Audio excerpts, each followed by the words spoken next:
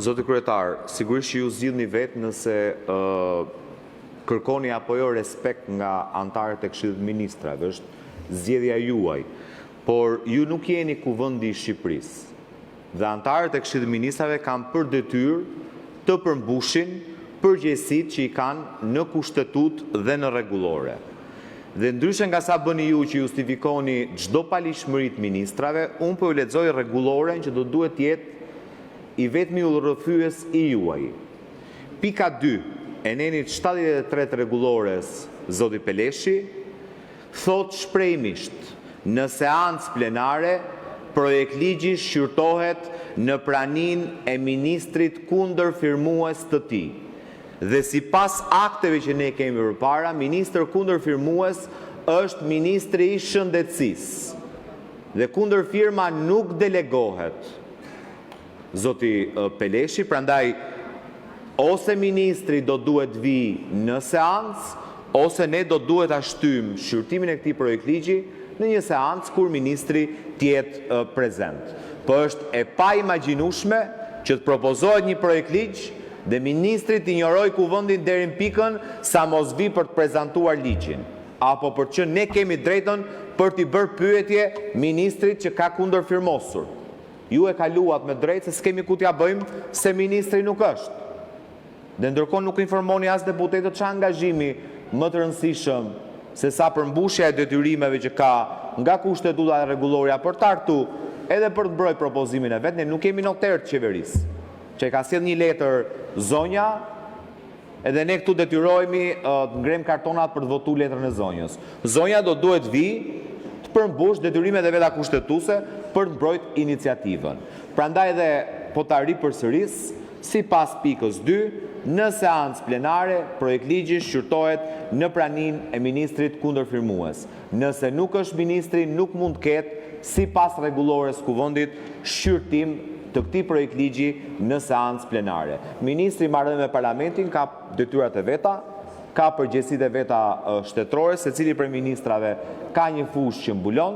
Zotëria që foli ka fushën e tij të përgjegjësisë, unë nuk e di që mbulon shëndetësinë si fushë të vetën të përgjegjësisë. Faleminderit zoti Bardhi. Tani ju thoni e pa imagjinueshme, ndërkohë që kjo është një praktikë më shumë se 10 vjeçare. Pra nuk është se po ndodh një diçka që s'ka një precedent. Kështu ka qenë gjithmonë. Gjithsesi, se ka qenë gjithmonë nuk do të thonë se duhet të jetë, jam dakord me ju, por ju i referoheni vetëm pjesërisht, referoheni vetëm rregullores, ndërkohë që ka dhe një ligj organik të Këshillit të Ministrave, i cili i njeh të drejtën kryeministrit t'ia delegojë përgjegjësinë e një ministri tjetër, në këtë rast, të lutem, unë nuk ju ndërpreva. Pra, referojoni ligjit për ligjin organik për Këshillin e Ministrave. Keni të drejtë për një pikë, zoti Gogu, ministri, duhet të shpjegojë se pse ministria nuk ndodhet sot në... Të lutem, pse nuk ndodhet sot, pse e ka të pamundur të bëjë sot prezantimin e aktit. Zoti Gogu, fjala për ju.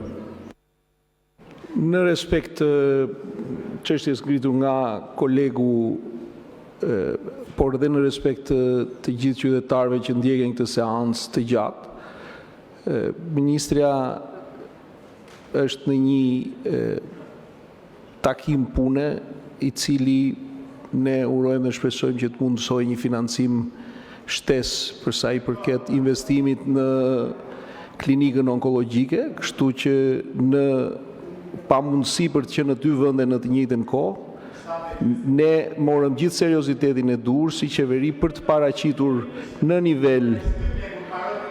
nivel ministror aktin përkatës. Nëse keni pyetje të nderuar koleg, ju lutem bëjni ato dhe do t'ju përgjigjemi, ndërkohë që ju ftoj i nderuar zoti kryetar, propozoj që të vazhdoj rendi ditës me diskutimin e projekt ligjit.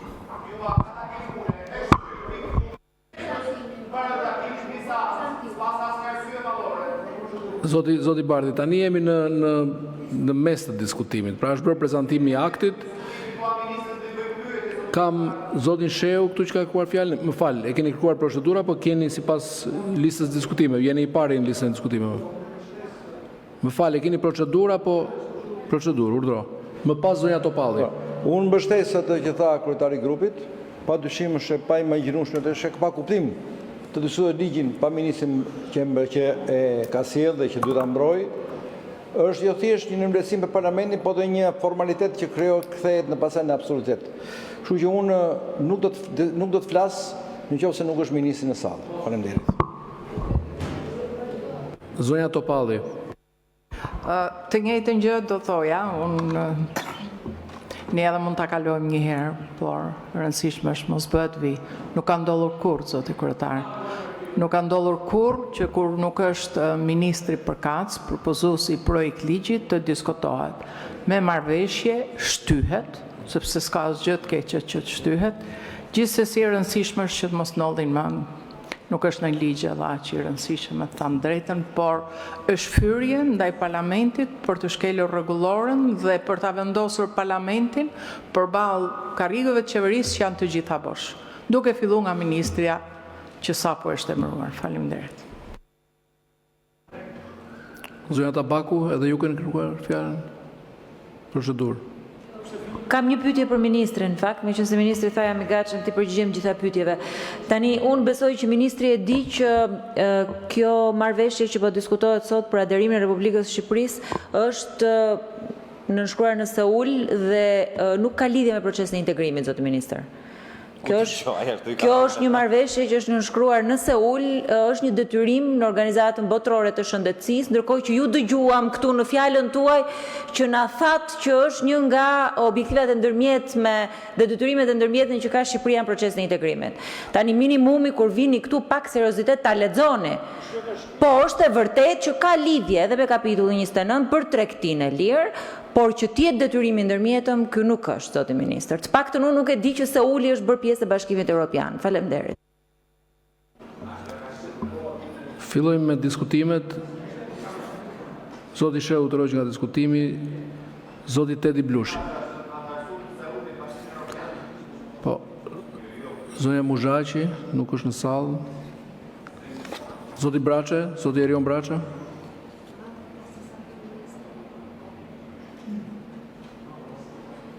A që lexuat kryetari duhet jenë duampirë, s'ka mundësi. Shiko, kjo marrëveshja është e rëndësishme pa më të vogël në diskutime dhe për atë që ministri përmendi këtu, po edhe për arsye pse ministrja nuk ndodhet sot në seancë. Duhani dhe sëmundjet tumorale natyrisht shkojnë bashkë me njëra tjetrën dhe kanë krijuar një shqetësim shumë të madh për shëndetin publik. Por pyetja që unë kam është, a e kemi seriozisht? Besoj e ndjeni që në sallë vjen era duhan. Apo jo? Kryetari ju e ndjeni që në sallë vjen era duhan? Ashtu siç I nderuar kryetari I grupit të opozitës, propozimi juaj për vetë rregullimin në këtë pikë nuk po funksionon. Apo jo? Ashtu siç kryetar I nderuar I majorancës, premtimi që nuk do të pijej më duhan atje më tan, nuk po mbahet. Dhe siç është evidente, ligji për duhanin nuk zbatohet në territorin e Republikës së Shqipërisë. Nuk zbatohet nga udhëheqësit dhe nuk zbatohet nga cili do tjetër që vjen më poshtë. Qytetari thjesht apo qytetari I angazhuar. Dhe ky është një problem shumë I madh. Jo për gjithë pjesën tjetër që spi duan, po mbi të gjitha për shëndetin publik. Kemi folur sot në pjesën e parë të mbledhjes së kësaj seance për shpenzimet për shëndetin apo për shëndetësinë dhe natyrisht parandalimi I pirjes së duhanit apo ndalimi I pirjes së duhanit do të jepte impakt edhe në ato shpenzime sa I takon sëmundjeve që lidhen drejt për drejt me ta. Sot që flasim, duhani pijet kudo, pa asnjë lloj ndalimi, dhe me thënë drejtën, çdo iniciativë që vjen në këtë drejtim, shoqërohet me pyetjen: a e kemi seriozisht? Ndalimi I pirjes duhanit në ambiente që ligji i përcakton është çështje vullneti politik. Nuk është çështje konventash e ligjesh të tjera. Jo. Baza ligjore është mjaftueshme. Ashtu siç disa nga angazhimet që merren këtu, në këtë marrëveshje të re, unë di që duhet ishin realizuar. Fjala bie, gjurmimi i tregtimit të duhanit ishte një nga pikat e marrëveshjes koncesionare të pullave fiskale. Pra duhet ishte një sistem i ngritur sipas asaj marrëveshjes që tashmë ka përfunduar e nga e cila ne kemi dalë. Gjurmimi duhet jetë një nga elementet kyç të kësaj ndërmarrje së re që është krijuar e që merret pikërisht me vendosjen e pullës fiskale edhe në paketat e duhanit. Për fat keq, kjo gjë nuk ndodh dhe ne do duhet që me këtë marrëveshje të harxojmë edhe 5 vite tjera për ta ndjekur këtë gjë. Pikërisht për këtë arsye vazhdoj të pyes, e kemi seriozisht apo jo? Jo më larg se sa në mes të vitit 2024 miratuam këtu bashkë me kolegen Gjonaj një seri ndryshimesh në ligjet për produktet e duhanit, dhe veçanërisht për të mbrojtur fëmijët, po edhe kategori tjera e popullsisë nga snuset në radhë parë, pra nga duhani i përtypshëm, dhe së dyti, ka të gjitha produktet e duhanit apo cigareve elektronike, duhanit me ngroje e kështu me radhë.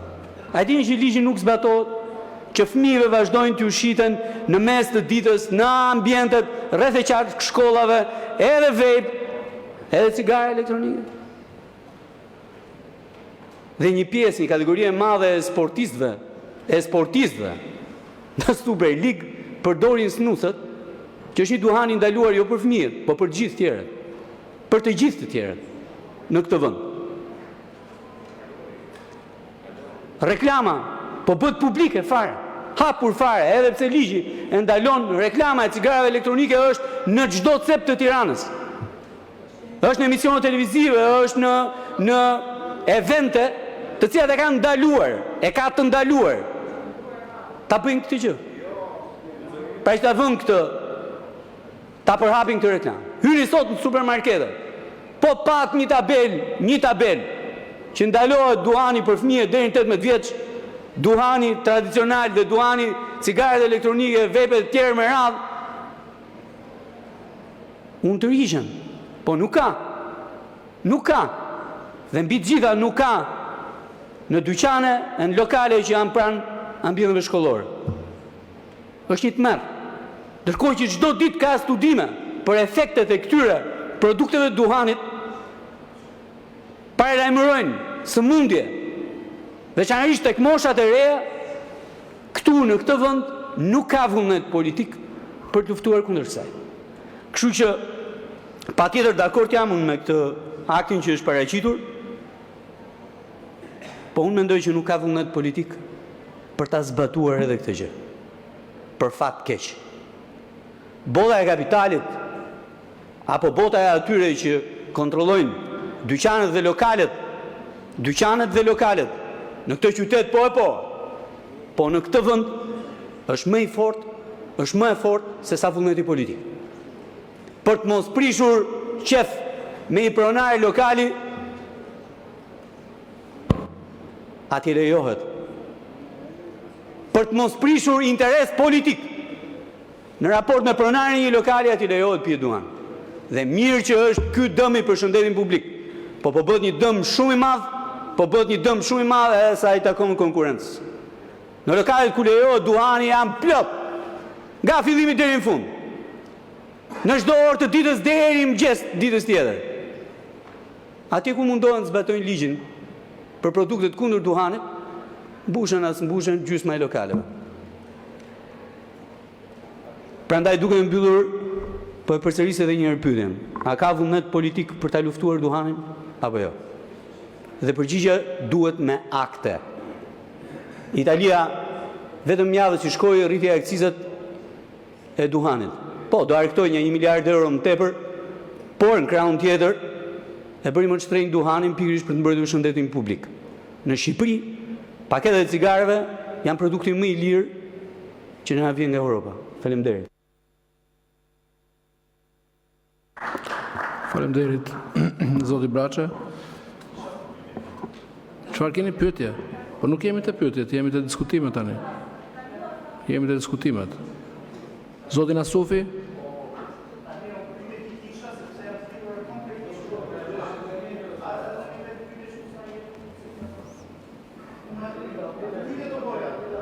Si bëjmë do të pyetje në mes të diskutimit tani?